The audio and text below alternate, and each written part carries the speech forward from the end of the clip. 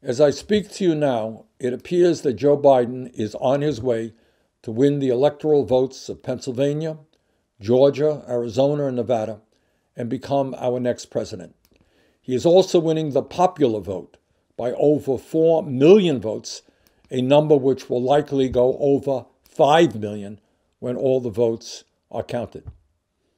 As I've said many times, this election was not just about Joe Biden versus Donald Trump and what their views on the issues were.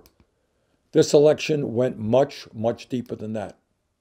It was an election about whether we end pathological lying in the White House and retain democracy and the rule of law in our country. And thank God, it appears that we have done that. In the days and weeks to come, I am sure that everyone in the world is going to be taking credit for Biden's apparent victory. And the media and the pundits will have their views as well. But let me just say this. I want to take this opportunity to thank progressive grassroots organizations all across this country for their extraordinary efforts in helping to make this victory possible.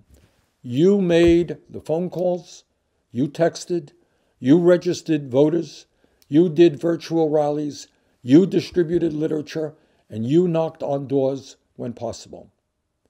Knowing the importance, the extraordinary importance of this election, you did everything that you could and more. Together, you built widespread support for Biden among young people, people of color, and the working class of our country. In my view, Biden's success would not have been possible without your extraordinary efforts. And I just want to thank you very much for the incredible hard work that you did.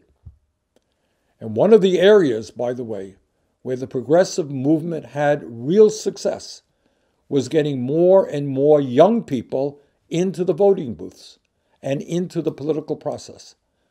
The latest estimates that I have seen show that over 53% of young people ages 18 to 29 voted, which not only eclipses 2016's turnout rate, but would be the highest youth turnout rate in American history.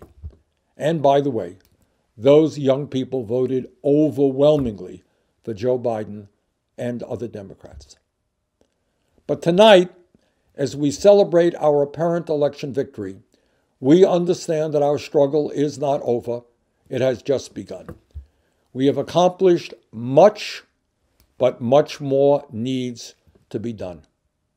Now, not only do we have to win the 2 Senate runoff elections in Georgia coming up in January so that we can have Democratic control over the Senate, but we're going to have to do everything humanly possible to make sure that Congress and the new president move rapidly and aggressively to address the enormous crises facing our country. In the next several weeks, I will present to the Senate an agenda that I would like to see passed in the first 100 days of the new Congress. This is an agenda that, among many other proposals, will include a strong COVID-19 relief package that protects the unemployed and small businesses. It is an agenda that will end starvation wages in America, make it easier for workers to join unions, and provide equal pay for equal work. It is a people's agenda that will create millions of good-paying jobs as we rebuild our crumbling infrastructure. It is an agenda that makes health care as a human right as we move toward a Medicare for all single-payer program, and an agenda that substantially lowers the outrageously high cost of prescription drugs in this country.